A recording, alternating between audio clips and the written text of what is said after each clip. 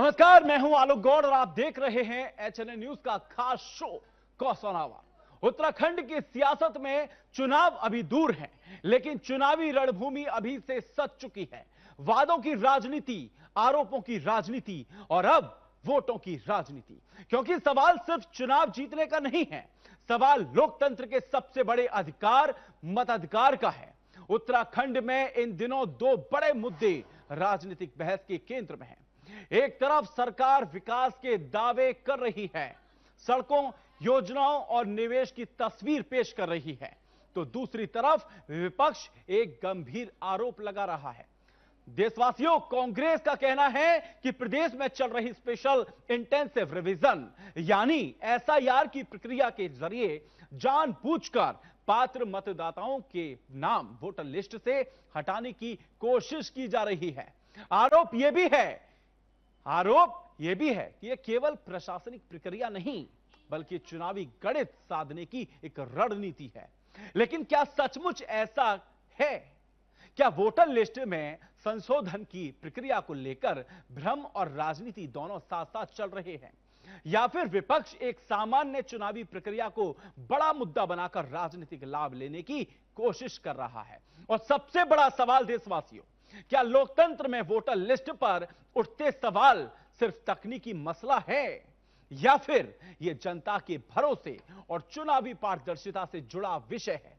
क्योंकि अगर एक भी पात्र मतदाता का नाम सूची से कटता है तो सवाल खड़े होते हैं, और अगर बिना तथ्यों के आरोप लगाए जाते हैं तो लोकतांत्रिक संस्थाओं की विश्वसनीयता पर भी असर पड़ता है।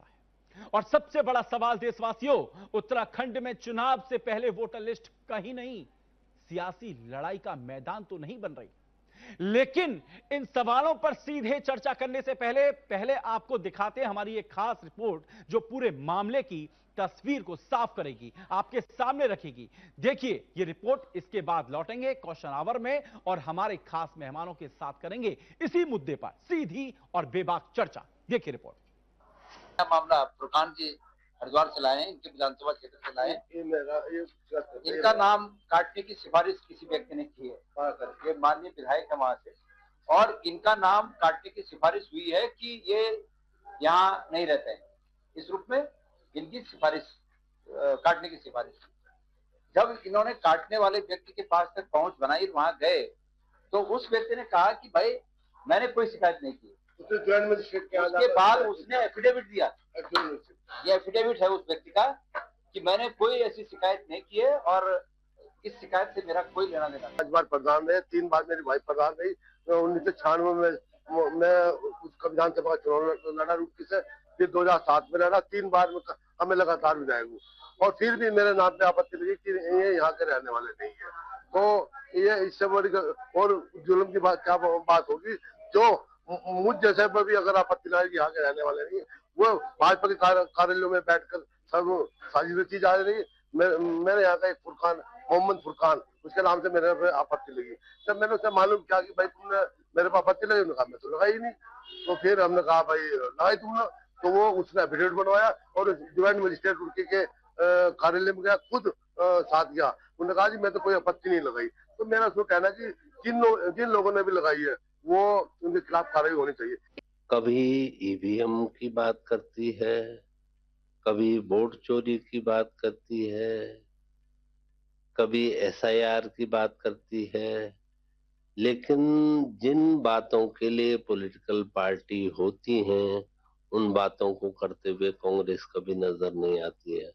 जनता के किसी मुद्दे को उठाते हुए कांग्रेसी आपको कहीं नजर नहीं आएंगे। वो या तो एसआईआर की बात करेंगे, या ईवीएम की बात करेंगे, या वोट चोरी की बात करेंगे, क्योंकि परिणाम उनको पहले से पता है, इसलिए बहाने अभी से ढूंढने शुरू कर दिए। तब कहां सो रहे थे जब देहरादून की सड़कों में पेपर लीक को लेकर युवा प्रदर्शन कर रहा था और आप उन पर लाठियां भाज रहे थे? आप आज भी कहां सोए हैं जहां एलटी का रिजल्ट निकल गया है, डॉक्यूमेंट वेरिफिकेशन की डेट 1 महीने आगे निकल गई है।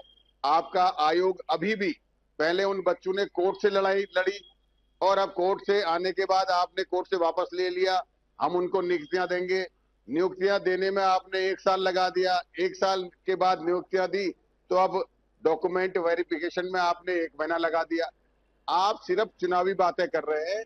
हम आपसे पूछना चाहते हैं, प्रदेश का युवा आपसे पूछना चाहता है कि आप सबसे लंबे कार्यकाल के मुख्यमंत्री रहे, आपने युवाओं के लिए अभी तक क्या किया, ये बताइए। तो आपने देखा हमारी रिपोर्ट में पूरा मामला और समझा। अब वक्त है उन सवालों का जिनके जवाब सिर्फ राजनीतिक बयानबाजी से नहीं बल्कि तथ्यों और तर्कों से तलाशने होंगे। क्या एसआईआर को लेकर कांग्रेस के आरोप सही हैं और भाजपा का पक्ष क्या है? क्या मतदाता सूची में बदलाव सामान्य प्रक्रिया है या इसके पीछे कोई राजनीतिक विवाद भी है? और सबसे अहम, क्या चुनाव से पहले वोटर लिस्ट पर उठ रहे सवाल लोकतंत्र के लिए चिंता का विषय है? इन्हीं तमाम सवालों पर चर्चा के लिए हमारे साथ खास मेहमान मौजूद हैं। बीजेपी प्रवक्ता डॉक्टर दिव्या नेगी और कांग्रेस नेता अभिषेक भंडारी, वहीं यूकेडी से प्रवक्ता हैं अंकेश भंडारी और राजनीतिक विश्लेषक राकेश मिश्रा जी। आप सभी का बहुत बहुत स्वागत है चैनल न्यूज के खास कार्यक्रम क्वेश्चन आवर में। डॉक्टर दिव्या जी के पास जाऊंगा सीधा सवाल मेरा नेगी जी से है, क्योंकि कांग्रेस आरोप लगा रही है कि एसआईआर की आड़ में पात्र मतदाताओं के नाम हटाए जा रहे हैं और बीजेपी इन आरोपों को पूरी तरह खारिज करती है। तो फिर सरकार पारदर्शिता के नाम पर क्या ठोस कदम उठा रही है कोई कि पारदर्शिता हो? क्लियर नेगी जी। नमस्कार आलोक जी, ये बहुत एको हो रही है आपकी वॉइस, बिल्कुल भी सुनाई नहीं दे रही है। आपको मेरी आवाज मिल रही है?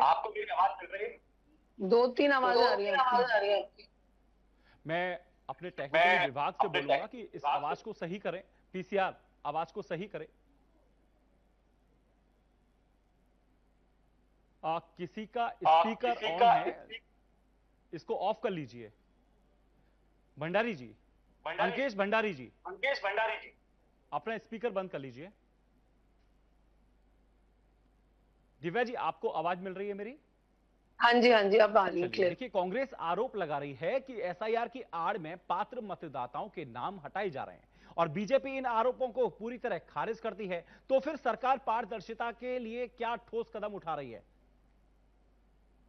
देखिए, ये जो पूरा प्रोसेस है एसआईआर का, हम सभी को पता है कि ये कोई पहली बार तो हो नहीं रहा है भारत के इतिहास में। ये एक ऐसा प्रोसेस है जो इलेक्शन कमीशन का रेगुलर प्रोसेस है जो चला आ रहा है पहले से, काफी सालों से यह नहीं हुआ है और इस पर मुझे लगता है कि बहुत मेहनत करी है कांग्रेस ने, पहले भी अलग अलग राज्यों से लोग लाके यहाँ बसाने में और यहाँ की डेमोग्राफी खराब करने में। तो अब उन्हें काफी बुरा तो लग ही रहा होगा कि ये रिविजन हो रहा है तो इसमें जो गलत लोग हैं, जो कि एलिजिबल नहीं है वोटर्स, वो यहाँ से नाम हट जाएंगे, जो कि उसका प्रोसेस का पूरा ऑब्जेक्टिव ही होता है। उसका उद्देश्य ही ये है कि जो लोग एलिजिबल नहीं है, जो यहाँ उत्तराखंड के नहीं है या जो एब्सेंट हैं, जो चले गए यहाँ से माइग्रेट कर गए हैं, जिनकी डेथ हो गई है, जो एलिजिबिलिटी पे खरे नहीं उतरते हैं, उन लोगों को यहाँ से अपनी लिस्ट से, वोटर्स की लिस्ट से हटाया जाए, ताकि जब वोटर यहाँ पर आए वोट देने के लिए विधानसभा चुनाव में, तो बिल्कुल सही वोटर आए जो एलिजिबल वोटर हैं। तभी हम मान सकते हैं कि वो जो वोट दे रहे हैं वो सही रिप्रेजेंटेशन है हमारी उत्तराखंड की जनता का। जो भी वो फिर निर्णय देगी वो सही रिप्रेजेंटेशन माना जाएगा। तो ये सिंपल सा एक प्रोसेस है जो कि बहुत इंटेंसिव है, जिसको डिटेल में किया जा रहा है। आप देख रहे हैं इलेक्शन कमीशन इस पे काफी काम कर रहे हैं। उन्होंने आपत्तियों के लिए फॉर्म 7 निकाला है, आप आपत्ति जमा करिए, पर ऐसा थोड़ी है कि आपत्ति जो जमा कर देंगे लोग, चाहे वो कोई भी कर रहे हो। अभी हम सुन रहे थे फुरकान अहमद जी को कि वो कह रहे हैं कि मेरे नाम को हटाने की आपत्ति लगाइए, तो ये तो कोई बेवकूफी करेगा। आप सोच भी कह सकते हैं कि बीजेपी का कार्यकर्ता ऐसा करेगा। हमें जो विधायक वहां चले आ रहे हैं उनके नाम पर कोई आपत्ति लगाएगा तो ये तो ऑब्वियस सी बात है कि ये हाईलाइट हो जाएगा। तो ऐसी बेवकूफी कोई भी नहीं कर सकता है हमारी पार्टी से। भाजपा ने अपने BLA 2 जो पार्टी के रिप्रेजेंटेटिव होते हैं बूथ लेवल के, उनकी बहुत गहन प्रशिक्षण कराया है, उनको पूरी ट्रेनिंग दी गई है लगातार कि किस तरह से फॉर्म 7 हमें भरने हैं, किस तरह से चेक करने हैं, किस तरह में अपने वोटर्स को चेक करना है, वो लगातार काम किया गया है। तो ऐसी गलती हमारी पार्टी का कार्यकर्ता तो कभी बेवकूफी करेगा ही नहीं। दूसरी बात यह है कि जो भी आपत्तियां लगाई जाएंगी, ऐसा तो नहीं है कि वो आपत्तियां लग के सीधा वो लागू हो जाएंगे, उनके नाम हट जाएंगे। ये भी बेवकूफी वाला बिल्कुल आर्ग्यूमेंट है, क्योंकि जो भी आपत्ति लगेगी उसको वो इलेक्शन कमीशन के पास जाएगी, वो ARO भी उन्हें चेक करेंगे, उसका उनकी तरफ से भी उसका चेकिंग होगी, उसकी चेक किया जाएगा, वेरिफिकेशन किया जाएगा। तो जो भी प्रोसेस है जिसमें कि जनता जनता को एक मौका दे रही है इलेक्शन कमीशन की, आप आइए और अपनी आपत्ति दर्ज कराइए, उसका वेरिफिकेशन इलेक्शन कमीशन की साइड से भी होने वाला है। तो ये कोई ऐसा प्रोसेस तो है नहीं कि भाजपा या कोई भी पॉलिटिकल पार्टी अपने एंड से कर लेगी। इलेक्शन कमीशन एक इंडिपेंडेंट बॉडी है, वो उसको कर रही है और उसमें हम सबको योगदान करना है। जिस तरह से भाजपा के लोग अपना काम कर रहे हैं, उस तरह से कांग्रेस ने भी अपने BLA-2 को ट्रेन किया होगा। क्या बीजेपी सार्वजनिक तौर पर यह भरोसा दिलाएगी कि किसी भी पात्र मतदाता का नाम राजनीतिक पहचान या समर्थन के आधार पर वोटर लिस्ट से नहीं हटेगा? जी बिल्कुल, ये तो बीजेपी जो सरकार है वो तो लगातार इस बारे में बात कह ही रही है। हम सभी, हमारे सभी शीर्ष नेताओं को आपने सुना है कि सभी कह ही रहे हैं कि ये बिल्कुल पारदर्शी प्रक्रिया है, सबको दिख रहा है, ऑनलाइन आपको वोटर लिस्ट दिख रही है, आप उसको ड्राफ्ट को चेक कर सकते हैं, आप जो भी आपत्ति लगा रही है उसके खिलाफ भी बात करी जा सकती है। जैसे कांग्रेस के लोग भी, नेता भी मिले हैं इलेक्शन कमीशन से, तो एक ओपन प्लेटफॉर्म है। इसको देखिए, अब हम बोलेंगे कि कांग्रेस के लोग इस तरह की आपत्ति लगा रहे हैं, तो इनके तो जो शीर्ष नेतृत्व है, राष्ट्रीय नेतृत्व, वही ईवीएम का हल्ला करते आ रहे हैं इतने सालों से।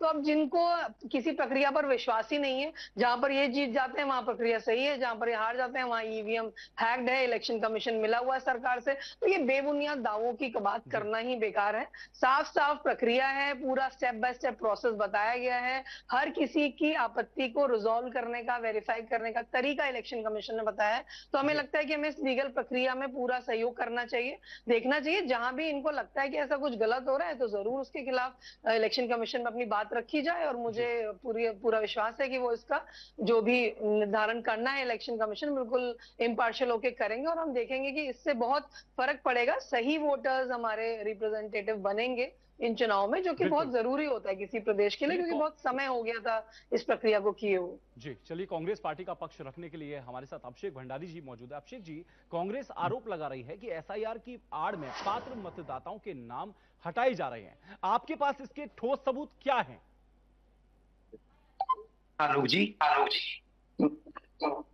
सबसे पहले एसआईआर प्रक्रिया जी, अभी हमारी भाजपा के विद्वान प्रवक्ता बता रहे थे कि एसआईआर प्रक्रिया, स्पीकर शायद खुला हुआ है। किसका? आलोक जी कंटिन्यू करो। जी अंकेश भंडारी जी, आपका स्पीकर खुल रहा है। मेरा तो ऐसा कुछ है भी है नहीं। ठीक है जी सर, कंटिन्यू। तो आलोक जी, सबसे पहले हमारी भाजपा की प्रवक्ता दिव्या जी ने अभी बताया कि कांग्रेस को जो भी ये इनको लग रहा होगा कि डर लग रहा है, अभी इससे पहले सब लोग जो कांग्रेस ने बसाए हैं या बाहर से आए हैं, ये बहुत अलग बात हो गई। इस बार ये लगा लो 2 बार से प्रदेश में भाजपा की सरकार है और देश में तीसरी बार भाजपा की सरकार है। तो इस प्रकार की बातें करना बिल्कुल, या तो भाजपा के प्रवक्ता नेशनल चैनल पे बोल रहे हैं कि बाहर के लोगों को बसाया, एसआईआर प्रक्रिया में हम ये बोल रहे हैं। अगर आप, चलो और कुछ नहीं, हमारे एक अभी विधायक हैं फुरकान अहमद जी, उन्होंने ऑन चैनल बताया है कि भाई मेरे खिलाफ ये दिया है, किसी ने आपत्ति करी है। जब उसको पूछा गया तो उसने बोला कोई आपत्ति नहीं हुई है, तो उन्होंने दोबारा एफिडेविट दिया। मैं क्रम वाइज बता रहा हूं। हाँ, हमारे यहाँ पे भी जैसे भाजपा में BLA-1 BLA-2 बन रखे हैं, हमारे यहाँ पे प्रदेश स्तर पे जो हमारे मनोज रावत जी हैं, केदारनाथ के पूर्व विधायक, हमारी पूरी एसआईआर प्रक्रिया को वो बहुत गहनता से देख रहे हैं। आज आपने हो सकता है उनकी प्रेस कॉन्फ्रेंस देखी या नहीं देखी, उन्होंने हर चीज को बारीकी से बताया। उधम सिंह नगर में उन्होंने सही बताया कि क्या क्या बातें हुई है। मैं आपका आलोक गौड़ जी एक ध्यान आकृष्ट करना चाहूंगा। इससे पहले अभी चुनाव हुए पश्चिम बंगाल में आपको शायद ध्यान होगा 91 लाख वोटर्स जिनके नाम एसआईआर से हटाए गए और लोगों ने अपनी आपत्तियां दर्ज करी, और चुनाव से कुछ दिन पहले सिर्फ 400-500 आपत्तियों पे ही सुनवाई हो पाई। 91 लाख में तो से सिर्फ आप लोगों ने आप लोगों ने, कांग्रेस पार्टी ने ऐसे वास्तविक मामलों की सूची या आंकड़े चुनाव आयोग के सामने रखे हैं जिनसे आपके आरोप साबित हो सके? आलोक जी, बिल्कुल रखे हैं। मैं अभी आपको बताऊं, जो मैं पहले पश्चिम बंगाल की बात बता रहा हूं। हाँ जी, 91 लाख, मुझे 91 पता लाख है, कोई मुझे मायने पता है। हाँ जी जी। उसके बावजूद भी वहां पे ममता जी ने और हमारी पार्टी ने चुनाव आयोग से मिले हैं, और चुनाव आयोग ने कोई भी उस पर रिसीविंग तक नहीं दी। आप बताइए, 4000 ईवीएम चुनाव के, पश्चिम बंगाल के चुनाव के तुरंत बाद जल गई हैं। दिव्या जी, और आता हूं उसमें मैं क्या आज तक क्या कोई एफआईआर दर्ज हुई है? तो प्रदेश में सरकार वहां पे भाजपा की हो गई, तो क्या भाजपा की जिम्मेदारी नहीं थी कि इतनी मशीनें अगर जल गई हैं तो इनकी तहकीकात होनी चाहिए कि क्यों जली हैं? मैं अभी और आता हूं। हमारी बहन दिव्या जी बोल रही हैं कि डेमोग्राफी चेंज हो गई है। अरे कैसी डेमोग्राफी चेंज हो गई है? आप क्या कर रहे हैं? गृह मंत्री, सरकार, सब कुछ आपके पास है, आप बोले डेमोग्राफी चेंज हो गई है। और आप एसआईआर पे, हिंदुस्तान के इतिहास में अभी, आलोक जी आपने भी एसआईआर प्रक्रिया पहले भी देखी होंगी, जितनी जटिलता से इन्होंने परेशान किया है लोगों को भाजपा की सरकारों ने। 2003 के जो हमारे वोटर थे या नहीं थे, वो नए अमेंड हुए हैं उत्तराखंड में। 27 लाख नए वोटर्स को इन्होंने किस तरह से परेशान किया। आलोक जी, आप कभी अपनी सर्वे करना, हर गांव में और हर बूथ पे करीबन 30 से 40% लोगों के, मैं खुद चुनाव लड़ चुका हूं, एक बार नहीं, दो बार नहीं, हमारे तक नामों में आपत्तियां हैं, हमने जमा करी हैं आपत्तियां। क्या अभी उनमें रिजॉल्व हुई हैं ये मैं नहीं जानता हूं, लेकिन जो हम कब से कहां लड़ रहे हैं चुनाव, वहां के ग्राम सभा में हमारे नाम है। हमारे 2003 में मैं खुद चुनाव लड़ा जिला पंचायत का। उस आज आपत्ति आई है, कोई बात नहीं, आपत्ति हमने दर्ज कर दी है, लेकिन गांव के 500, 600, 800 लोगों में से 200, 250 लोगों को आपने, उनकी कोई ना कोई आपत्ति, ये आपत्ति कहां से आ रही है? आपने किस तरह से लोगों को लाइन में रख के परेशान कर दिया। परेशान करने की आपकी आदत है। अभी आपको बताऊं, यहाँ पे इतना बड़ा वर्ग है शिक्षकों का। शिक्षक अलग अलग, कोई बीएड, कोई बीटीसी, अलग अलग माध्यमों से शिक्षक बनता है। आज आपने 50, 55, 58 साल के शिक्षक को बोल दिया है कि आप टीईटी पास करके आओ। वो 58 साल का शिक्षक आज बीआरएस लेने को तैयार है। नहीं तो आपने उनको बोल दिया है कि अगर आप टीईटी पास नहीं करेंगे तो आपको पेंशन तक नहीं मिलेगी, जो पुरानी वाली पेंशन है। ओपीएस तो आपने खत्म ही कर दी, लेकिन जो पुराने वाले हैं, तो आदमी परेशान है, किसके पास बोलेगा? और चुनाव आयोग के पास जा रहे हैं। चुनाव आयोग आपसे सीधे मुंह बात करने को तैयार नहीं है। कांग्रेस के डेलीगेशन, अन्य पार्टियों के डेलीगेशन कितनी बार चले गए चुनाव आयोग? चुनाव आयोग कभी सीधी बात नहीं करता है। चुनाव आयोग को इन्होंने किस तरह से अभयदान दे रखा है कि चुनाव आयोग के खिलाफ अगर वो कुछ भी करता है उसके खिलाफ कोई कार्रवाई नहीं हो सकती। जब भारत का प्रधानमंत्री, भारत किसी भी प्रदेश का मुख्यमंत्री या कोई भी आदमी अगर कोई गलत काम करता है उसके खिलाफ कार्रवाई हो सकती है, तो चुनाव आयोग के खिलाफ क्यों कार्रवाई नहीं हो सकती? आप बताइए जरा आलोक जी हमें। चलिए मैं आता हूं। क्या, क्योंकि क्या एसआईआर सिर्फ वोटर लिस्ट सुधारने की प्रक्रिया है? सवाल मेरा नहीं, है, ये सिर्फ और सिर्फ अपने लोगों को जिताने की एक प्रक्रिया है। चुनावी सियासत का नया हथियार है। क्या बीजेपी के खिलाफ छोटा कांग्रेस सा के 20 आरोपों सेकंड, में 20 वाकई सेकंड, दम 20 है? सेकंड, और अगर गौर जी, 20 आरोप सेकंड और बेबुनियाद कंक्लूड है, तो करूंगा। बीजेपी 20 इन सेकंड, सवालों का जवाब 20 सेकंड और कंक्लूड करूंगा। कैसे देगी? 20 इन तमाम सेकंड और सवालों पर conclude- चर्चा सर अभी होगी, बाकी है, और चर्चा लगातार जारी रहेगी। चर्चा उसी सवाल पर, उत्तराखंड में एसआईआर को लेकर सियासत आखिर क्यों गर्म है? क्या विपक्ष के आरोपों में दम है? क्या सरकार इन आरोपों को आंकड़ों और तथ्यों के साथ खारिज कर सकती है? तो चलिए बिना वक्त गवाए चर्चा को आगे बढ़ाते हैं, और दिव्या नेगी जी से भी सवाल करूंगा, लेकिन उससे पहले मैं सीधा रुख करता हूं अपने पूरे पैनल पर। हम पैनल पर जाएंगे, क्योंकि एसआईआर के दौरान किसी पात्र मतदाता का नाम गलत तरीके से हटता है तो उसे तुरंत बहाल करने की पूरी जिम्मेदारी तय की जाएगी, क्योंकि सवाल किसी पार्टी के वोट बैंक का नहीं, सवाल हर पात्र नागरिक के वोट के अधिकार का है। अभिषेक भंडारी जी, आपसे हमारी लगातार चर्चा चल रही थी, तो उस वक्त मैंने आपको रोक लिया क्योंकि ब्रेक का वक्त हो गया था। लेकिन सबसे बड़ा सवाल यही है कि क्या कांग्रेस के पास ऐसा कोई प्रमाण है जो यह साबित करता हो कि मतदाता सूची में बदलाव राजनीतिक लाभ के लिए किया जा रहा है, या फिलहाल यह सिर्फ आपका राजनीतिक आरोप है? आलोक जी, ऐसा मैं ये नहीं बोल रहा हूं कि हम खाली आरोप लगा रहे हैं। सबसे पहला प्रमाण अगर आपके ही चैनल ने दिखाया है कि फुरकान अहमद जी जो हमारे कलियर से विधायक हैं, उन्होंने सीधे सीधे आरोप लगाया है। और हमारे पूर्व विधायक मनोज रावत जी केदारनाथ से विधायक थे, उन्होंने तो पूरे प्रमाणों के साथ ये क्या प्रक्रिया में किस तरह से घालमेल है ये बताया है। मैं अभी और बता रहा हूं सर, जब भरत सिंह चौधरी जी काबीना मंत्री हैं, 7 बार के वो हारे हुए विधायक हैं, 2 बार जीत गए। लेकिन इस तरह से आदमी को अहम में नहीं बोलना चाहिए। कोई बात नहीं, प्रक्रिया ये जो चुनाव आयोग है, चुनाव आयोग किसी भी, हमारा ये मानना है कि किसी भी मतदाता को छूटना नहीं चाहिए, चाहे कोई भी हो। भारत देश का कोई भी नागरिक है, चुनाव से वंचित नहीं होना चाहिए। हमने तो ऐसे ऐसे लोगों को देखा था जो 90-100 साल के बुढ़े बुढ़िया जो जा नहीं पाते थे, लोग अपनी पीठ में ले जाके उनको वोटिंग करवाते थे। और उस जमाने के वोटर्स जो प्रिजाइडिंग ऑफिसर होते थे, उनको वेट करते थे कि ये आपने वोट करना है, उनके पास पहले से सूची होती थी।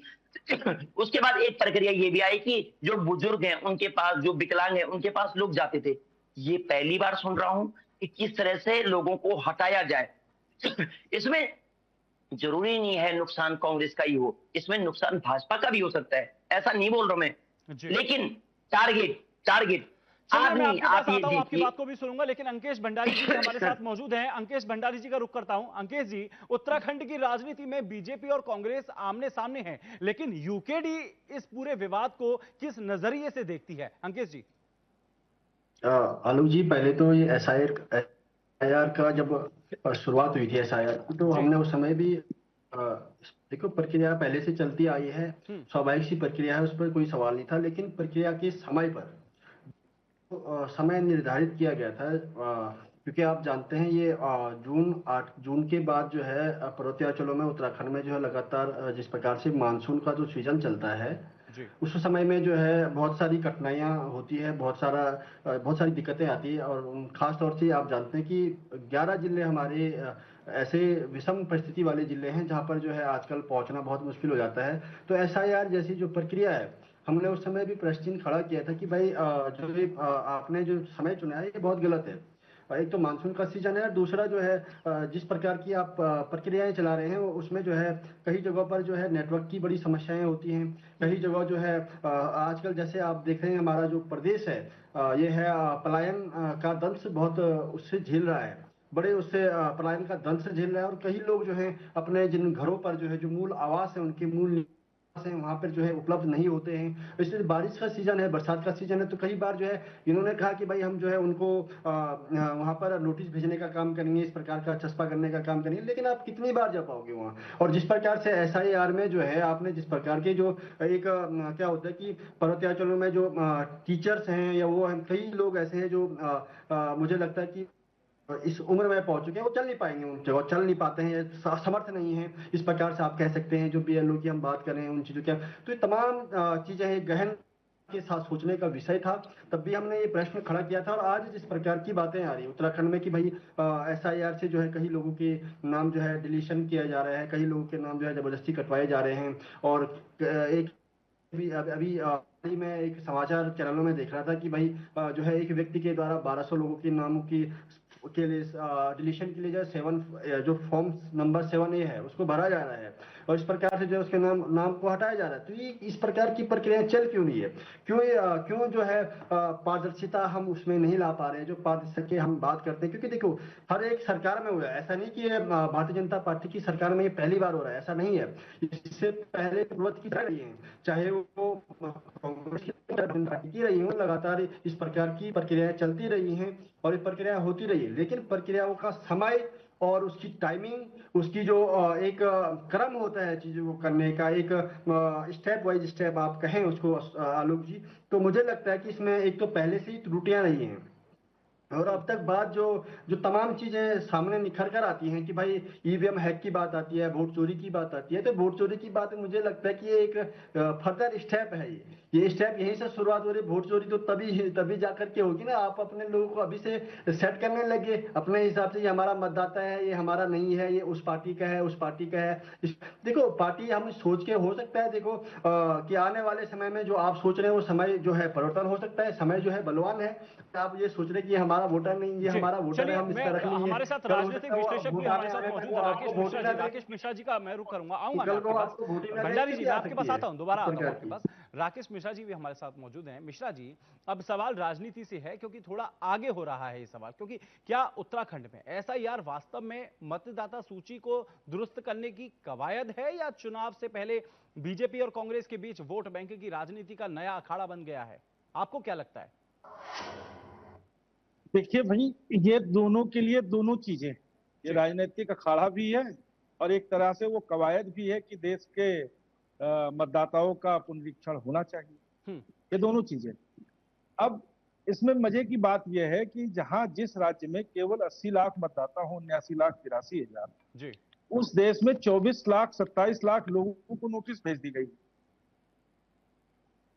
और टाइम्स ऑफ इंडिया की एक रिपोर्ट है, उसमें बताया गया है कि इसमें से 20 लाख ऐसे मतदाता हैं जो दूसरे राज्यों के हैं।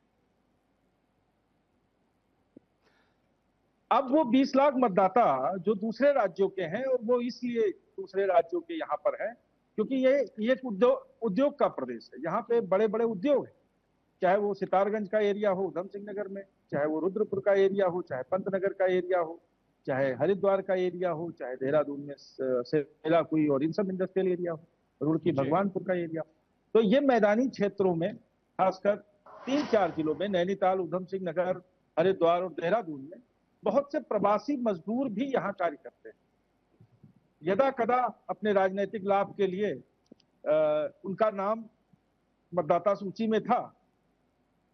अब ये नहीं पता कि वो भाजपा को वोट करते थे कि कांग्रेस को वोट करते थे, लेकिन इस प्रक्रिया में जो 20 लाख मतदाता ऐसे थे जो दूसरे राज्यों से आए थे, वो किसको वोट करते थे ये तो राजनीतिक दल भली भांति जानते हैं, लेकिन इसमें बड़ा नुकसान भाजपा और कांग्रेस दोनों का होने जा रहा है। जी, तो जिस तरीके से आप देखिए, आप एक राजनीतिक विश्लेषक हैं और आप अच्छे से समझते हैं राजनीति को, तो क्या राजनीतिक दलों की सबसे बड़ी चिंता वास्तव में मतदाता का अधिकार है, या फिर यह डर है कि वोटर लिस्ट में बदलाव से चुनावी समीकरण बदल सकते हैं? आपको क्या लगता है सर? देखिए, अब सबके, आप तो इतने बड़े पत्रकार हैं, आपको पता है कि सबके अपने ब्लॉक्स हैं। राजनीति में सबके वोट बैंक के ब्लॉक्स हैं, सब अपने अपने जुगाड़ में। कौन अपने ब्लॉक को बचा पाता है और कौन किसका ब्लॉक चला जाता है, अगली राजनीति इसी पे डिपेंड है। अब आप बताइए, 80 लाख के मतदाता जिस राज्य में हूं, उसमें से 27 लाख यानी कि लगभग 30%, उससे भी ज्यादा लोगों की छटनी चल रही है। 5 लाख लोगों ने तो 16 अगस्त जो लास्ट डेट थी, गढ़वाल पोस्ट की एक रिपोर्ट है कि 5 लाख लोगों ने तो नोटिस का जवाब ही नहीं दिया। तो इसका मतलब 5 लाख तो पहले ही गए। चलिए, बिल्कुल बिल्कुल हमारे साथ है ना। अब बचे 22 लाख। एक मिनट बात पूरी होने दीजिए। जी, आप पूरी। अब बचे 22 लाख। 22 लाख में क्या वो सारे कांग्रेस के ही वोटर थे या यूकेडी के ही वोटर थे? मैं तो नहीं मान सकता। तो कहीं ये पूरी नुक्ताचीनी में बहुत बड़ा नुकसान ना हो जाए किसी को। जी, चलिए दिव्या जी आप बताइए, क्योंकि चुनाव से पहले वोटर लिस्ट को लेकर विवाद खड़ा हुआ है, क्या बीजेपी चुनाव आयोग और विपक्ष के सामने साफ साफ कहने की तैयार है कि अगर एसआईआर के दौरान किसी पात्र मतदाता का नाम गलत तरीके से हटता है तो उसे तुरंत बहाल कराने की पूरी जिम्मेदारी तय की जाएगी? क्योंकि सवाल किसी पार्टी के वोट बैंक का नहीं है, सवाल हर पात्र नागरिक के वोट के अधिकार का है। जी आलोक जी, देखिए आपने मेरी बात का खुद ही जवाब दे दिया जो मुझसे आप प्रश्न कर रहे हैं, और यही जवाब पहले अभिषेक भंडारी जी ने और राकेश जी ने भी दिया कि चाहे कोई भी वोटर है जिसका जो इनएलिजिबल वोटर है, जिसका नाम नहीं होना चाहिए उत्तराखंड की वोटर लिस्ट में, अगर उसका नाम कट रहा है तो उस पर कोई ठप्पा थोड़ी लगा है कि वो बीजेपी का वोटर है या कांग्रेस का है या यूकेडी का है। तो किसी का भी वोटर हो सकता है, और किसी का भी वोटर चाहे वो हो, अगर वो यही नहीं है इस पात्र हमारे राज्य में वोट देने का, तो उसे वोट देने का अधिकार नहीं मिलना चाहिए। As simple as that. इस पे हम क्यों डिस्कशन कर रहे हैं कि वो किसका वोटर होगा? किसी का भी वोटर हो, अगर वो इस प्रदेश का नहीं है, 20 लाख वोटर जैसे राकेश जी ने बताया कि दूसरे राज्य के हैं जो यहाँ पर जिनके नाम हट रहे हैं, तो हटेंगे ही ना, हटने ही चाहिए। जो यहाँ का वोटर नहीं है, जो जाकर फिर बाहर किसी और प्रदेश में वोट देता है, तो वो दो जगह क्यों वोट देगा? वो यहाँ का अगर नहीं है तो वो यहाँ पे नहीं वोट देगा, बस बात खत्म हो गई। इसी को सिंपल तरीके से एक लीगल प्रोसेस के अंतर्गत इलेक्शन कमीशन कर रहा है। उसमें मुझे समझ में नहीं आता कि हम क्यों इतना उसको मुद्दा बना रहे हैं। जो भी आपत्तियां सामने निकल कर आएंगी उस पर खुलकर आप अपने विचार रखिए, आप मिलिए इलेक्शन कमीशन के सामने रखिए और वो उसको रिजॉल्व करेंगे। वो चाहे भाजपा का वोटर हो, चाहे कांग्रेस का वोटर हो, चाहे यूकेडी का वोटर हो, चाहे नया वोटर हो, चाहे पुराना वोटर हो, वोटर अगर इस प्रदेश का है तो उसे पूरा हक है यहाँ पर वोट देने का, चाहे वो किसी भी उम्र का हो। जैसे अभी अभिषेक भंडारी जी ने कहा कि पहले बूढ़े लोगों को लेकर आते थे और लोग उनका वेट करते थे, अभी भी यही होता है। हम सारे बूथों पे देखते हैं, जो बूढ़े लोग हैं उन्हें आसपास के लोग लेकर आते हैं, उनका वेट किया जाता है, चाहे वो विकलांग लोग हो, क्योंकि उनका हक है, ये उनका संवैधानिक हक है। तो कोई भी सरकार या किसी का भी को भी अधिकार नहीं है उनसे ये उनका हक छीनने का। तो बिल्कुल उनका संवैधानिक हक है, सबको वोट देने का पूरा मौका मिलेगा। और ये पूरी प्रक्रिया का उद्देश्य ही यही है कि जो सच में उत्तराखंड की जनता है, जो उत्तराखंड के मुद्दों को समझती है, जो उत्तराखंड की परिस्थितियों को समझती है, इसकी विषमताओं को समझती है, वो ही यहाँ पर वोट दे, ताकि जो सरकार चुनकर आए वो सही सरकार आए। चाहे वो किसी भी पार्टी की सरकार हो, पर वो सही सरकार हो, वही सही रिप्रेजेंटेशन होगा किसी भी स्टेट के लिए। जो हमें इसको ठीक करना ही है, और ये बहुत अच्छी बात है कि इस पे इतनी गहनता से काम हो रहा है। और जैसे अभिषेक भंडारी जी ने पहले बंगाल इलेक्शन की बात करी कि एसआईआर में उनके 90 लाख से ऊपर वोटर कट गए, तो हमने उसके बाद एनालिसिस में इन्होंने भी देखा होगा कि जहां पर सबसे ज्यादा वोटर कटे हैं वहां सब जगह पे टीएमसी की ही कैंडिडेट्स जीते हैं। तो ये कोई बात नहीं है कि कहाँ पे वोटर किसके कटे हैं, वहां पे कौन जीतेगा। वोटर कटना का मतलब है कि जो इनएलिजिबल है, जो पात्र नहीं है, उसका लिस्ट से नाम कटना चाहिए, वो कटेगा। फिर उसके बाद चाहे कोई भी पार्टी जीते, वही लोकतंत्र की असली जीत है कि सही वोटर इसको इस पे वोट दे और उसी को मौका मिले। यही होना चाहिए। अभिषेक जी जवाब दीजिए दिव्या नेगी का। बहुत बढ़िया मनी, मुझे बहुत दिनों बाद दिव्या नेगी जी का एक उदार, जिस तरह से उन्होंने अपना वक्तव्य दिया, ऐसा होना चाहिए। मैं आलोक जी, ये चुनाव आयोग से हमें एसआईआर हम कौन होते हैं ना बोलने वाले या हाँ बोलने वाले? ये एक सतत प्रक्रिया है, लेकिन टाइमिंग मैं अभी आपको बता रहा हूं। दिव्या नेगी जी ने जो बात बोली, अगर कोई भी आदमी जो यहाँ पे एलिजिबल नहीं है उसको वोट देने का यहाँ पे राइट नहीं है, वो दो जगह क्यों दे वोट? बिल्कुल बात सही है, नहीं होना चाहिए। यहाँ पे हम पहले से भी मांग करते थे, हमारा जो ये यहाँ पे मूल निवास जो होना चाहिए 1950 का होना चाहिए। हम सिर्फ 2003 पर न देखें, हम 2050 से भी देखें। ये सरकार के पास हर तरह का डेटा होता है, लेकिन अगर ये जो टाइमिंग की बात अंकेश भंडारी या हमारे और भी पैनलिस्ट हैं, हमारे राजनीतिक विश्लेषक हैं मिश्रा जी, मैं सबकी बात को कंक्लूड कर रहा हूं कि अगर कि आप ये देखिए पश्चिम बंगाल में अभी हमारी विद्वान प्रवक्ता दिव्या नेगी जी ने बोला कि वहां पे टीएमसी जीती है, जहां पे नाम कटे हैं। मैं ये नहीं बोल रहा हूँ, 91 लाख अगर लास्ट में लोगों को एसआईआर से हटाने की बात हुई है और उसमें सिर्फ निस्तारण सुनवाई 500 के आसपास लोगों की हुई, तो 90,90,999 या 950 लोग ये कहां जाएंगे? भंडारी जी, मेरा सवाल है भंडारी जी, क्या आपको लगता है कि हर चुनावी प्रक्रिया को बीजेपी के खिलाफ साजिश बताने से आपकी बात मजबूत होती है, या इससे राजनीतिक आरोप कमजोर पड़ सकते हैं? नहीं, राजनीतिक आरोप आलोक जी, मैं एक बात बता रहा हूं, इसमें चाहे कांग्रेस और बीजेपी नहीं, अगर उस प्रक्रिया में हम भी होते, सरकार हमारी होती। अगर टाइमिंग की बात, जहां तक मैं टाइमिंग की बात कर रहा हूं ना, यहाँ पे इस समय चुनाव हुए, आप 1 साल पहले, 1.5 साल पहले भी वही तो बीएलओ काम कर रहे हैं, नहीं कर रहे क्या आलोक जी? बीएलओ, निर्वाचन आयोग वही है, चाहे देश का हो चाहे प्रदेश का हो। चाहे आपको लास्ट मौके पे दूसरे को परेशान करके, अभी आलोक जी एक चीज और बता देता हूं मैं, जो मैंने टीईटी वाली बात बोली, टीईटी टीचर्स एलिजिबिलिटी टेस्ट। अब जो आदमी आज से करीबन 30-35 साल से नौकरी कर रहा है, अगर आप अचानक बोल दोगे कि वो आज टीईटी पास करके आए, कैसे करेगा? अगर माना 3 साल में नहीं कर पाया, ऐसी मैं बड़ी बात, मैं मोदी जी के लिए, मैं अगर डायरेक्ट मैं मोदी जी की बात नहीं कर रहा हूं, कोई भी राजनीतिक, वो संवैधानिक पद पे है, मुख्यमंत्री है, प्रधानमंत्री है, मंत्री है, कोई भी अगर आज उसको बोल दिया जाएगा कि आप डायरेक्ट एमए करके आ जाओ, चलिए अंकित जी, करके आ जाओ, सर मैं आता हूं, कुछ भी करके आ जाओ, तो अचानक कैसे करेगा? आपको ये पात्रता तो पहले रखनी पड़ेगी ना। बिल्कुल, चलिए सर मैं आता हूं आपके पास। अंकित जी, कांग्रेस का आरोप है कि बीजेपी राजनीतिक फायदे के लिए वोटर लिस्ट में बदलाव करवा रही है। क्या यूकेडी के पास भी ऐसे कोई तथ्य हैं या शिकायतें आई हैं? आलोक जी, मैं आपको बताऊं, अभी हमारे पास ऐसी कोई बातें नहीं आई है, लेकिन मैं भी टीवी चैनलों या फिर न्यूज़पेपरों के माध्यम से इस प्रकार की जो बातें आ रही हैं खुल करके, अभी इसमें मैं आपको बता भी चुका हूँ कि समय और टाइमिंग की जो चीजें हुई, देखो हमारा तो संदेह उसी पर है। बाकी जहाँ तक बात है चुनाव आयोग का, तो चुनाव आयोग इस सारी प्रक्रियाओं में चुनाव आयोग को निष्पक्ष रूप से जो है प्रक्रिया को जो है पारदर्शी रूप से कैसे हो, चुनाव आयोग का काम है। सरकार और शासन प्रशासन का काम है कि इन चीजों को जो है, देखो अल्टीमेटली जो है गवर्नमेंट की होना है सारा जो है, एक आप कहें कि उनके कलेक्टिव एफर्ट से ही सारी चीजें होनी है। तो इसमें जो है कम से कम चुनाव आयोग की एक निष्पक्ष भूमिका रही।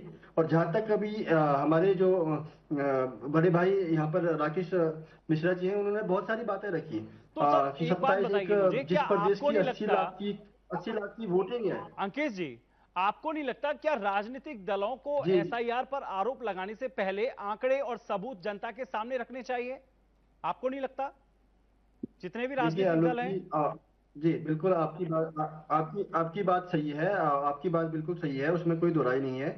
लेकिन जहां तक बात है, देखिए यदि किसी के पास चीजें आ रही है, वो आपके सामने रख रहा है, आपकी चैनल आपकी बात रख रहा है, तो देखो जहां तक एक बात है कि यदि कोई न्यूज चैनल उसको चला रहा था, वो भी पहले पोस्ट करे उस चीज को।